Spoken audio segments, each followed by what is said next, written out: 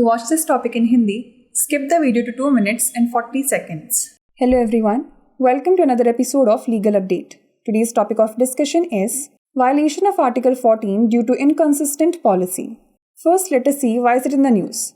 In the recent case of Anthony Watts vs. Union of India and another, the Delhi High Court instructed the Union government to issue a no objection certificate to the deceased man's wife, allowing her to bring her husband's body from the United Kingdom to Hyderabad. Let's look at the background of the case. A man from Hyderabad passed away in Chertsey, United Kingdom. Following his death, his family, especially his wife, wished to bring his body back to Hyderabad, India. To proceed with this, the family required a no objection certificate from the Indian High Commission in London. The consular section of the High Commission in London refused to issue the necessary NOC for transferring the body. This refusal prompted the deceased father to file a petition, highlighting the inconsistencies in the application of rules by different Indian diplomatic posts for repatriating mortal remains from various countries. The court observation was as follows. The bench comprising Justice Sanjeev Narula observed that the London High Commission's requirement for an overseas citizen of India card to repatriate mortal remains was not imposed by other commissions, suggesting an arbitrary application of rules. The court found this inconsistent policy to violate Article 14 of the Indian Constitution, which ensures equality before the law. Let's know more about the equality before the law under Article 14 of the Constitution. Article 14 of the Constitution of India guarantees equality before the law, ensuring that every individual is treated equally under the law without any discrimination.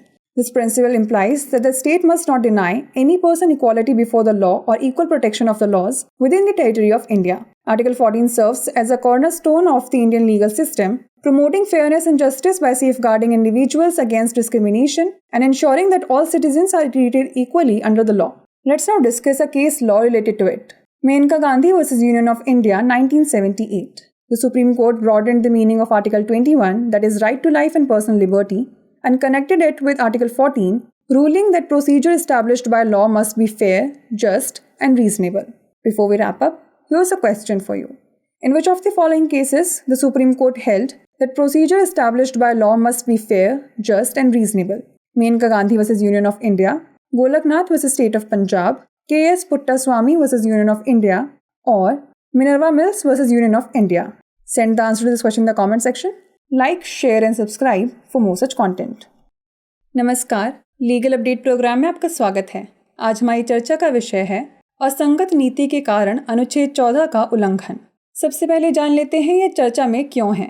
हाल ही में Anthony watts बनाम भारत संघ एवं अन्य के मामले में दिल्ली उच्च न्यायालय ने केंद्र सरकार को निर्देश दिया कि वह मृतक की पत्नी को अनापत्ति प्रमाण पत्र यानी NOC जारी करे, जिससे वह अपने पति के शव को यूनाइटेड किंगडम से हैदराबाद ला सके। आइए जान लेते हैं मामले की पृष्ठभूमि। हैदराबाद के एक व्यक्ति की यूनाइटेड किंगडम के चेर्टसी में मृत्यु हो गई। उनकी मृत्यु के बाद उनके परिवार, विशेष रूप से उनकी पत्नी, उनके शव को हैदराबाद भारत वापस लाना चाहते थे। इस पर आगे बढ़ने के लिए परिवार को लंदन स्थित भारतीय उच्चायोग से अनापत्ति प्रमाण पत्र की आवश्यकता थी। लंदन स्थित उच्चायोग के काउंसलर अनुभाग ने शव को स्थानांतरित करने के लिए आवश्यक NOC जारी करने से इनकार कर दिया। इस इनकार के कारण मृतक के पिता ने एक याचिका दायर की, जिसमें विभिन्न देशों से पार्थिव शरीर को वापस लाने के लिए विभिन्न भारतीय राजनयिक पदों द्वारा अपनाए गए नियमों में विसंगतियों को उजागर किया गया।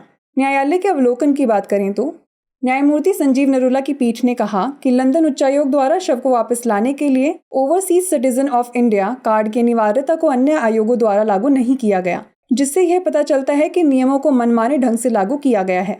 अदालत ने पाया कि यह असंगत नीति भारतीय संविधान के अनुच्छेद 14 का उल्लंघन करती है, जो कानून के समक्ष समानता सुनिश्चित करता है। चलिए जान लेते हैं संविधान के अनुच्छेद 14 के अंतर्गत विधि के समक्ष समता। भारतीय संविधान का अनुच्छेद 14 कानून के समक्ष समानता की गारंटी देता है, जो यह सुनिश्चित करता है कि कानून के तहत प्रत्येक व्यक्ति के साथ बिना किसी भेदभाव के समान व्यवहार किया जाए। इस सिद्धांत का तात्पर्य यह है कि राज्य को भारत के क्षेत्र में किसी भी व्यक्ति को कानून के समक्ष समानता या कानूनों के समान संरक्षण से वंचित नहीं करना चाहिए। अनुच्छेद 14 भारतीय कानूनी प्रणाली की आधारशिला के रूप में कार्य करता है, जो भेदभाव के विरुद्ध व्यक्तियों की सुरक्षा करके निष्पक्षता और न्याय को बढ़ावा देता है तथा यह सुनिश्चित करता है कि कानून के तहत सभी नागरिकों के साथ समान व्यवहार किया जाए। चलिए जान लेते हैं इससे संबंधित एक केस के बारे में। मेनका गांधी बनाम भारत संघ 1978। सर्वोच्च न्यायालय ने अनुच्छेद 21 जीवन और व्यक्तिगत स्वतंत्रता का अधिकार के अर्थ को व्यापक बनाते हुए इसे अनुच्छेद 14 से जोड़ दिया और निर्णय दिया कि विधि द्वारा स्थापित प्रक्रिया निष्पक्ष, न्याय संगत और युक्ति संगत होनी चाहिए। आइए अब नोट कर लेते हैं अभ्यास प्रश्न। निम्नलिखित में से किस मामले में सर्वोच्च न्यायालय ने कहा कि कानून द्वारा स्थापित प्रक्रिया निष्पक्ष, न्याय संगत और उचित होनी चाहिए? मेनका गांधी बनाम भारत संघ, गोलकनाथ बनाम पंजाब राज्य, के.एस. पुट्टास्वामी बनाम भारत संघ या मिनर्वा मिल्स बनाम भारत संघ? इसका उत्तर हमें कमेंट सेक्शन में ज़रूर भेजिएगा। ऐसी और वीडियोस देखने के लिए लाइक, शेयर और सब्सक्राइब करना ना भूलें। धन्यवाद।